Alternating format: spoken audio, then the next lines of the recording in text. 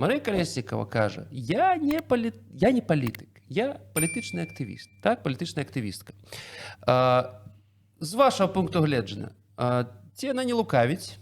Хто яна ўсё ж такі? Палітычная актывістка больш ці палітык? Ці сустракаюцца палітычныя актывісткі з лідарамі дзяржаў розных, Ну, з напрыклад? прэм'ер-міністркамі, так. Яна, дарэчы, называе сябе менавіта палітычным актывістам, а не актывісткай. І за гэта ёй таксама прыляцела, маўляў, чаму яна грэбуе фемінізмамі. Але гэта не самая галоўная крытыка, болей ёй трапляе менавіта за тое, што яна прапанавала Еўропе ісці на дыялог з Лукашэнкам.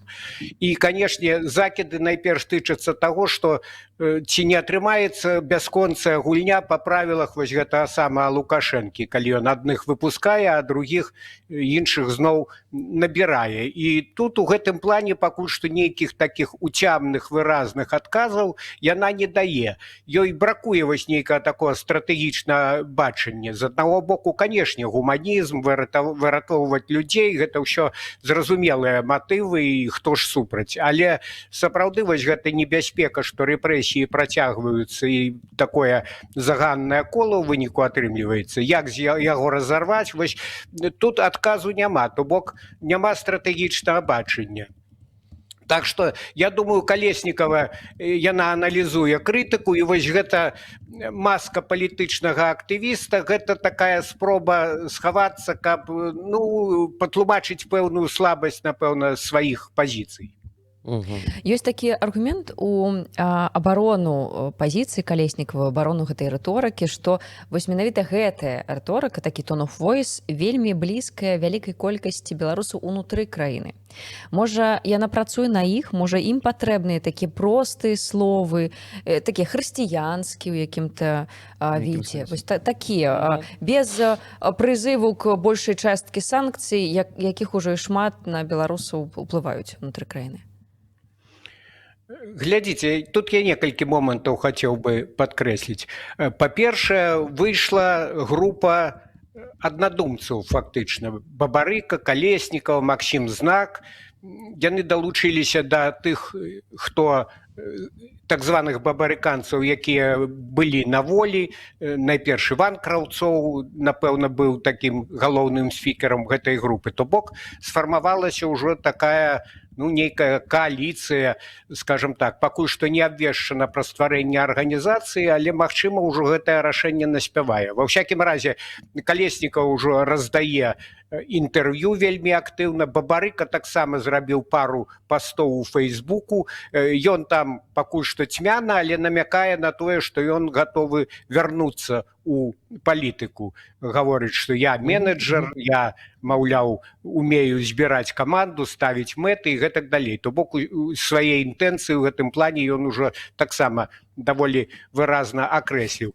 І вось давайте падумаем, якую пазіцыю, якую платформу ім абіраць. Па-першае, сапраўды яны яшчэ з 2020 года пракламавалі такую, умоўна кажучы, мяккую лінію, яны пазбягалі жорсткай рыторыкі у дачыненні да рэжыму. І, відаць, вось такая болей гнуткая лінія, яна адпавядае іх унутраным нейкім перакананням. Хаця трэба сказаць, што таксама з 2020 года і за Бабарыкам, і за Калеснікавай, і за Ціхановскім у пэўнай ступені цягнуўся вось такі шлейф падазрэнняў, што гэта гульцы прамаскоўскія, прарасійскія. І ад гэтага таксама даводзіцца адбівацца. Вось той жа Бабарыка, ён свае пасты дублюе на беларускай мове. Ён там запосціў фотку з гарэлкай змагарскай, пасядзеў, маўляў, з сябрамі.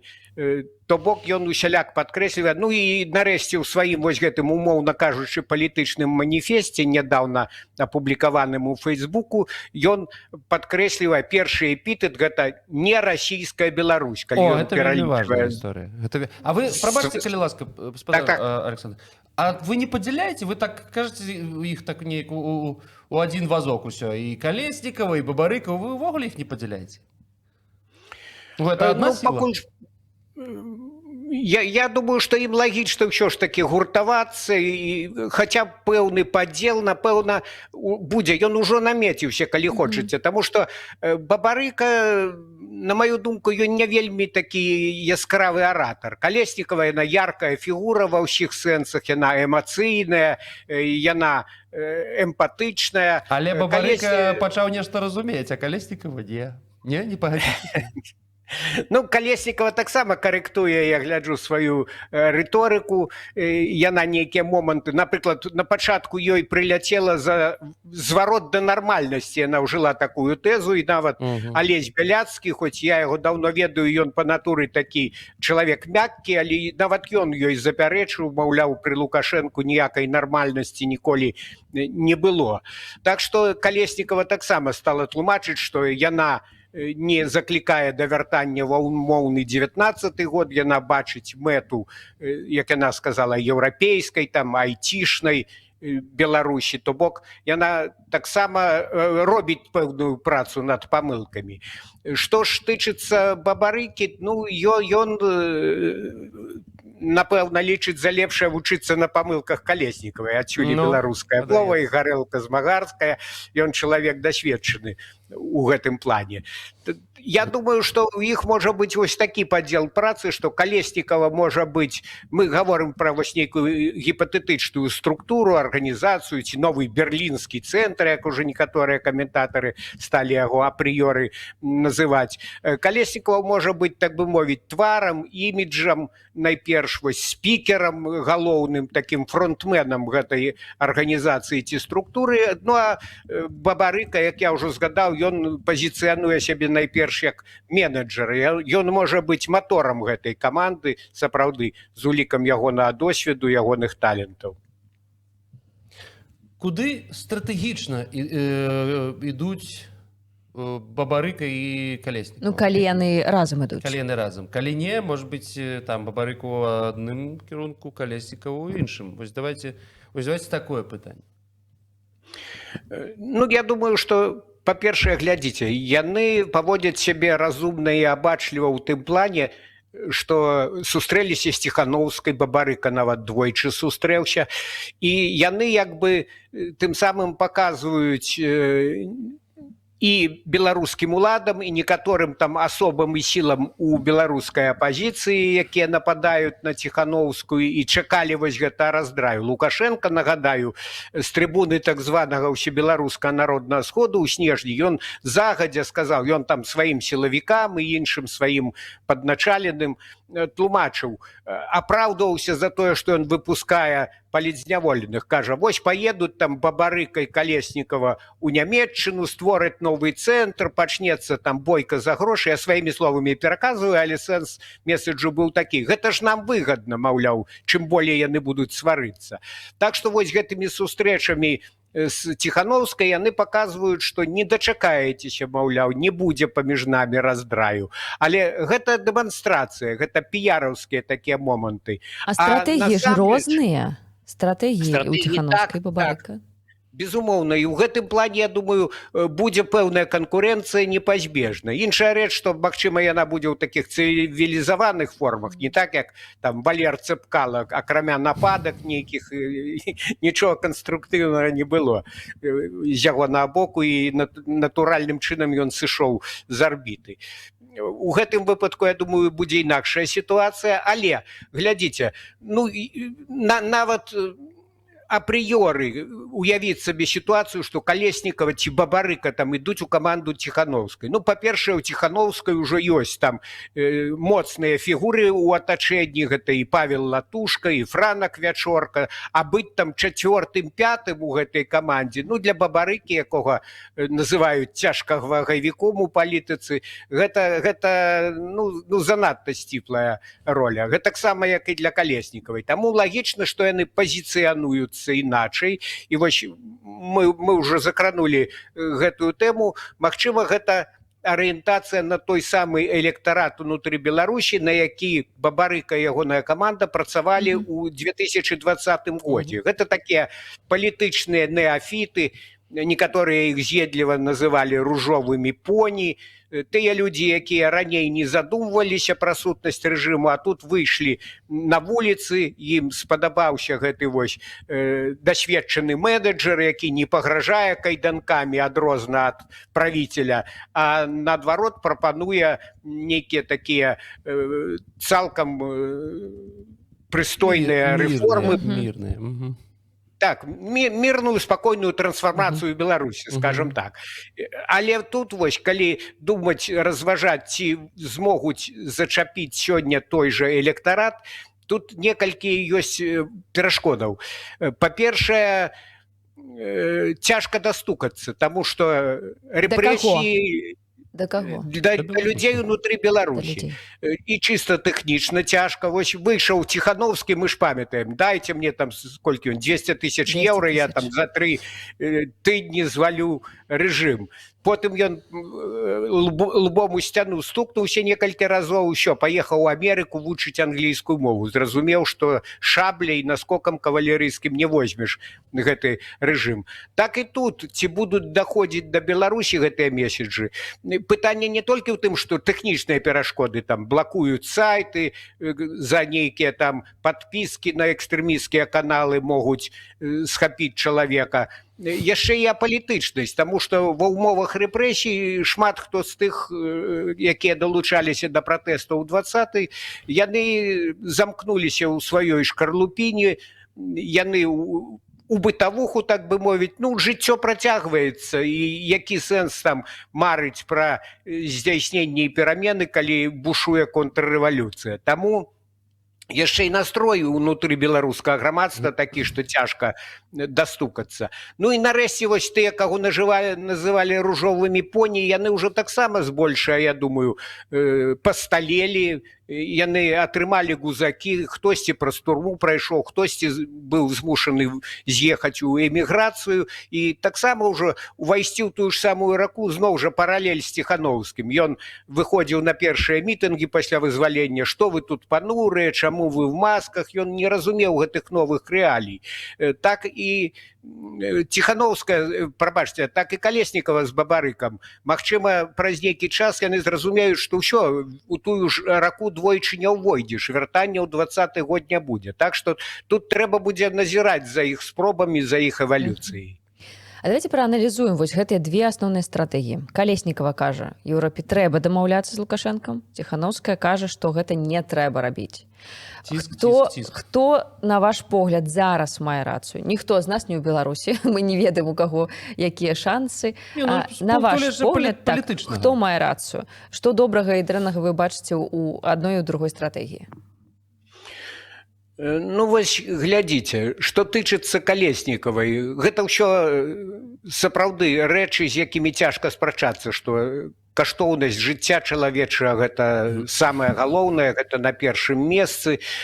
Але, як я ўжо сказаў, тут слабое месца, што няма нейкай такой пакрокавай стратэгіі, як усё ж таки прымусіць Лукашэнку зменшыць рэпрэсіі, як неяк падштурхнуць, каб ён залагодзіў сітуацыю ўнутры Беларусі, каб трошки вальней стала дыхаць грамадства. Вось гэта слабое месца. То бок тактыка вызваляць палізняволеных нібыта прапаноўваецца, але стратэгія, як дасягнуць тых прыгожых мэтаў, пра якія кажа сама Калеснікава, вось тут правал нейкі. Я б, дарэчы, параіў Калеснікавай пачытаць дарожную мапу абмежаванай дээскалацыі дачыненняў паміж Мінскам і Еўразвязам. Гэта такая праца цікавая, якую некалькі месяцаў таму распрацавала група беларускіх экспертаў, там Артём Шрайман і іншыя. Таму што часта ляцяць камяні вось у прыхільнікаў, умоўна кажучы, гнуткага падыходу, што, маўляў, вось вы прапануеце здаць усе прынцыпы, паўсці на каленях да Лукашэнкі. Вось калі гэты дакумент уважліва прачытаць, а я уважліва прачытаў, там шэраг крокаў, і там усё абумоўлена, і ніхто не заклікае, там няма такой опцыі паўсці на каленях. Наадварот, пэўныя умовы ставяцца Лукашэнку, ён іх выконвае, кавалачак перніка атрымлівае. І там здымання санкцый уже недзе на 4-5 этапе, а на пачатку там мы ж бачым, ён за нейкія запінкі гатовы аж у блін разбіцца. Трамп яго купіў, як там папуасаў за нейкія пацеркі куплялі каланізатары ў свой час. Таму ёсць, карацей, не буду пераказваць гэты дакумент, ёсць менавіта пакрокавая стратэгія. Не факт, што яна стане працоўнай, але ну, паспрабаваць ва ўсякім разе можна. Таму, што тычыцца Калеснікавай, тут ёй патрэбна падказка ў выглядзе нейкай дарожнай мапы. Што ж тычыцца Ціханаўскай, то тут моцны бок, што бачны канчатковыя мэты зваліць ці змяніць гэты рэжым. Але глядзіце, з іншага боку, 5 гадоў прайшло гэтага ціску, і мяркуючы па ўсім ужо, ну, гэтыя новыя пакеты яны надта нічога не дадаюць. Усё ж не скрышылі яны ні расійскую, ні беларускую эканоміку. Лукашенко яшчэ і нажыўся на гэтай вайне, на пастаўках у Расію. Тое, што не ішло на захад, не было канкурэнтаздольным, дык у Расію пайшло. Таму не спрацавалі гэтыя санкцыі за 5 гадоў. І колькі яшчэ? Яшчэ 5, 10, 20, 40 гадоў, як супраць Ірана.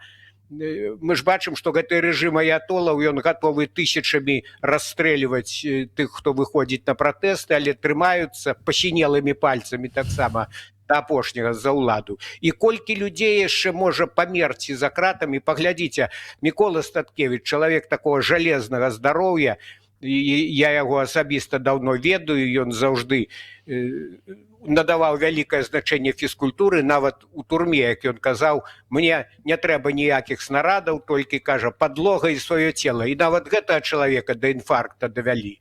А колькі людзей можа загінуць, пакуль нарэшце пачнуць даваць плён гэтыя санкцыі еўрапейскія. І як гэта бачыцца? Што, Лукашенко стане на калені, пасыпе галаву попелам, дэмантуе сваю сістэму, а патрабаванні фактычна такія: правядзі справядлівыя выбары. Што ён, дурань, сваю перспектыву закрэсліваць і самому сабе фактычна квіток у Гаагу купляць, як гэта пагражаюць яму.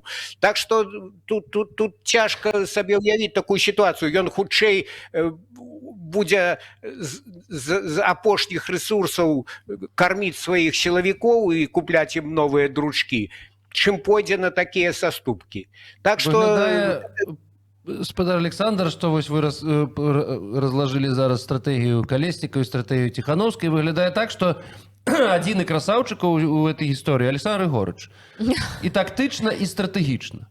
Яго стратэгія працуе. Ён жа кажа, так, там, ртамі сваіх прапагандыстаў, ну, кажа, што ж, мы не будем с кем там диалог вести. Кто это увогуле такие? Кто это такая? Яны нават прозвішчаў не называюць. Вось. Зразумела, што яны ведуць дыалог са Штатамі, з Еўропай. Вось. То бок, ну, і стратэгічна, і тактычна ён красавчык. Ну, давайте так называць рэчы сваімі імёнамі, не? Ну, па-першае, сапраўды, ён цуды проста выжывання дэманструе, і здавалася б, пасля 20-го года, пасля 22-го года ён стаў ужо абсалютна нерукапаціскальным у прыстойнай кампаніі. Але глядзіце, тут, па-першае, чыннік Трампа. Трамп зламаў усе каноны, і ён пачаў гуляць по-свойму, у духу угоды, і Лукашенко павёўся на гэта ўсё. Ён жа таксама неаднойчы казаў, што я гатовы заключыць гэту вялікую угоду. Тут іншыя ўжо рэчы з'явіліся. Нечакана, а можа і чакана, тузанула, як кажуць, за павадок Москва. Прычым такі вокрык быў, нават некалькі вокрыкаў вельмі выразных з Москвы. Мы ж ведаем і гэту заяву службы знешняй разведкі, і тое, што Маша Захарова, як яе называе Лукашенко, таксама папярэдзіла, і там нейкі намеснік Лаўрова, забыўся прозвішча, таксама беларускім таварышам настойліва параіў не загульвацца, так бы мовіць, у гэтыя гульні з амерыканцамі. Так што з нечаканага боку яго тармазнулі. Яшчэ болей смешна атрымліваецца. Паралельна і Владимир Зеленскі, Кіеў, змяніў сваю палітыку на беларускім трэку. Раней яны прытрымліваліся такой тэзы, такого прынцыпу не злаваць дзеда, і ўсё казалі, што нам не патрэбна яшчэ 1000 кіламетраў фронту. А тут яны, відаць, пераканаліся, што дзед гэты не рыпнецца ўсё адно, што ён разумее, дроны украінскія цяпер уже такія дасканалыя, што яны могуць заляцець у фортку недзе і ў Драздах, калі што, не кажучы там пра мазырскі нафтаперапрацоўчы завод. Таму яго тармазнулі вось нечакана з іншых бакоў, прычым ворагі Кіеў і Масква нечаканым чынам тут нібыта аб'ядналі свае высілкі. Так што яны яму могуць сапсаваць гэтыя ягоныя надзеі. Вось не паляцеў жа на гэту раду міра, як бачым, вялізны аблом. Ён так бег першым фактычна падпісаць гэтыя паперы і ўжо марыў. А вы як лічыце, Путін не пусціў, так? Ці сам пабаяўся? Безумоўна, вось я ўжо згадаў пра гэтае папярэджанне з Масквы. І з аднаго боку, здавалася б, ужо прывязаў Крэмль да сябе такімі тоўстымі вяроўкамі гэта Лукашэнку, што не рыпнецца. Але ў Масквы такія экзістэнцыйныя фобіі, я б сказаў. Яны страшэнна баяцца, тым болей ведаючы, які слізкі гэта хаўруснік. Лукашенко ж не аднойчы ў ранейшыя часы рабіў гэтыя фінты вушамі і пачынаў гуляць. Ён же зараз сказаў, што няма той сілы, якая можа адарваць ад Расіі Беларусь. Хаўруснік, все ж таки ён сказаў. Ну, а амерыканцам, тут я згадваю, гэта ж не першы раз пры першай кадэнцыі Трампа, ён таксама, Трамп пасылаў сюды ў Мінск, у прыватнасці Джона Болтона, аднаго з сваіх тагачасных паплечнікаў, потым яны пасварыліся, дык Болтон вось потым даваў інтэрв'ю і расказваў, што Лукашенко яго завёў у кабінет, вот Путину ён паказваў, сейчас я покажу, откуда готовилось нападение, 4 точки. Мы ведаем гэту класіку жанру. А амерыканцам Болтону ён паказваў, вось, глядзіце, вось Москва, вось Беларусь, і вось Варшава. І таму Путін пагражае не толькі нашай незалежнасці, ён пагражае НАТО, ён пагражае Еўропе, ўсяму вашаму еўраатлантычнаму вось гэтаму партнёрству і гэтак далей. Вось, так што у Крамлі таксама выдатна разумеюць, чаго вартыя гэтыя клятвы Лукашэнкі. Ён, як той Панікоўскі, прадасць, купіць і яшчэ раз прадасць, калі толькі падвернецца такая магчымасць. Добра, зразумела. Выпуск Міколы Статкевіча. Ўсё ж такі, там па хваробе, не па хваробе, але выпуск, так? Што гэта за такі крок? Калі Эйсман кажа, што ўсё роўна збіраліся яго і так адпусціць, і так вызваліць, чаму чакалі, чаму не вызвалялі, пакуль не здарыўся гэты інфаркт? Ці інсульт? Гэты каментар Эйсманд, прэсавай сакратаркі Лукашэнкі, ён увогуле агіду выклікае. Наколькі ўжо там вось неразуменне элементарных маральных нормаў і юрыдычных таксама. Яна ж кажа, што яшчэ паўгода таму Лукашенко яго памілаваў. Дык якога чорта вы яго зноў заканапацілі ў турму? Памілаваў, дык памілаваў уже. Яна ж сказала, спадар Александр, прабачце, пожалуйста, калі ласка, яна сказала, ён вярнуўся ў турму. Нібыта ён сам пайшоў. З мяшком. Так, зразумела, што Мікола пайшоў на прынцып, ён хацеў вярнуцца ў Беларусь, ён хацеў вярнуцца да Марыны, да сваёй жонкі, а ў турму яго заканапацілі без усялякіх юрыдычных падстаў. Гэта першае. Па-другое, тая ж Эйсманд малюе Лукашэнку такім гуманістам. Як толькі яму даклалі, ён адразу распарадзіўся ў шпіталь перавесці. І зноў жа вось цынізм гэтай сістэмы. То бок, калі б не дазваніліся яму, дык Мікола б мог і не дачакацца гэтай дапамогі. А як жа дактары, нейкія ж ёсць у турме дактары, ёсць жа нейкая клятва Гіпакрата.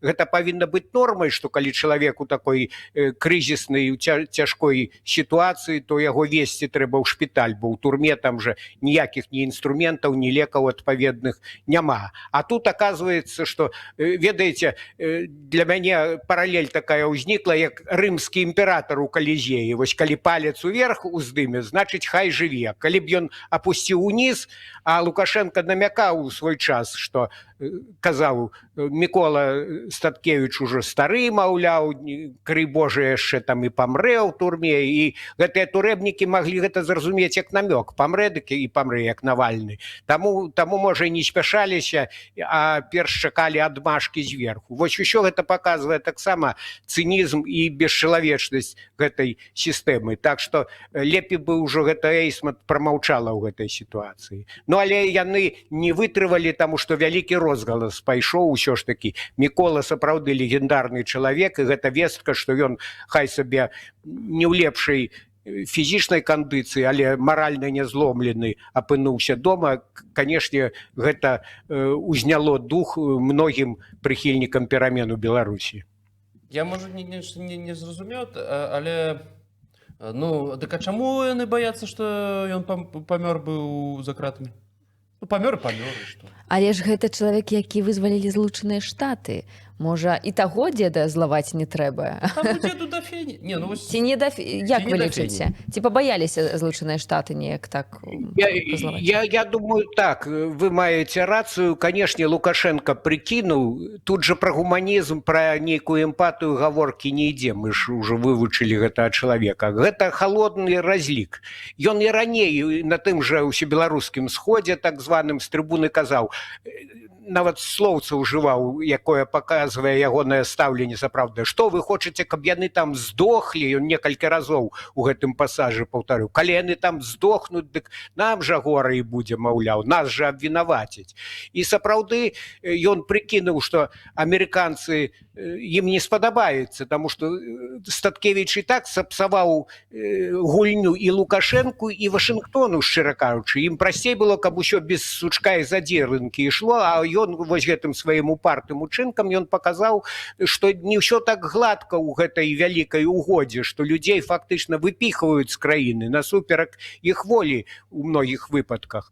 Таму амерыканцы таксама хацелі, каб хутчэй гэты інцыдэнт неяк быў вычарпаны так ці іначай. Ну і Ціхановская, яе каманда пра лёс Статкевіча пастаянна нагадвала. Таму я дапускаю, што Джон Коул там і іншыя амерыканскія перамоўшчыкі гэта пытанне ставілі перад Лукашэнкам.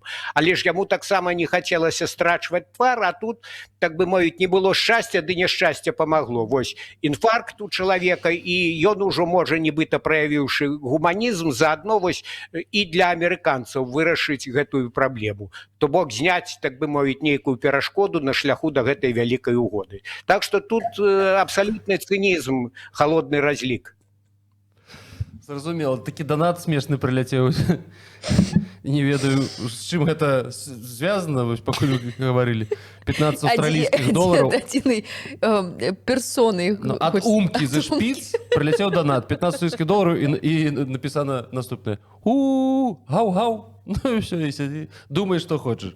У мяне апошняе пытанне, спадар Александр. Вы жадалі пачуць галасы з Беларусі? Вось вам голас. Не, ну то такі аўстралійскі голас. У мяне апошняе пытанне, яно будзе тычыцца дэмакратычных сілаў. Глядзіце, з аднаго боку, калі, напрыклад, у Калеснікавай, там, у Бабарыкі адна стратэгія, у Ціхановскай іншая, ну, яны такі супярэчныя, так? Ці не пашкодзіць гэта ўвогуле ўсяму дэмакратычнаму руху? Ці наадварот, ёсць пазіцыя, што, ну, і Калеснікавай, і Бабарыкай, і Ціхановскай, і мы ўсе хацім адно і таго ж. Ну, то бок больш галасоў, больш ціску, ну, хтосьці там за дыялог, ладно, хтосьці супраць, хтосьці за... Але ўсё роўна гэта ўсё нашыя людзі, і наша вага стала такая агульная больш. Вось як вы лічыце, якая тут пазіцыя? Пашкодзіць это адно аднаму? Ці наадварот, чым больш розных галасоў у дэм-руху, тым лепей? Я тут вялікай трагедыі не бачу. З аднаго боку, канешне, сваркі яны недарэчы, але, як я ўжо падкрэсліў, пры розных падыходах, вось гэта група Бабарыкі, назовем яе умоўна, і каманда Ціхановская, яны паказваюць цікавасць да супрацы. Той жа Бабарыка з Франкам Вячоркам абмяркоўваў там нейкі стратэгічныя падыходы, відаць, яны там пра нейкі падзел працы зноў жа дамовіліся. Таму я думаю, што тут усё будзе прыстойна і цывілізавана. пагана. З іншага боку, глядзіце, ну сёння Еўропа вядзе жорсткую лінію. Заўтра так ці іначай нейкае замірэнне на Украіне наступіць. Большая частка санкцый, якія ўведзеныя за вайну, яны адпадуць так ці іначай, будзе новая рэальнасць.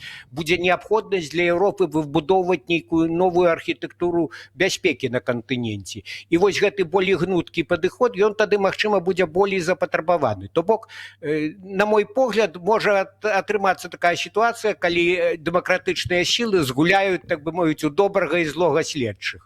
Адпаведна, вось, жорсткая лінія Ціхановскай і мяккая лінія Бабарыкі-Калеснікавай. У кожным разе будзе нейкая парадыгма дзеянняў для Еўропы, парадыгма дзеянняў у новай геапалітычнай і стратэгічнай сітуацыі. Зразумела ваш адказ, добра. Дзякуй вялікі вам за ваш час. Дзякую вялікі, што прыйшлі, завіталі да нас у этэр. Будзем чакаць вас наступным разам. Да пабачэння. Дзякуй вам таксама. Да пабачэння.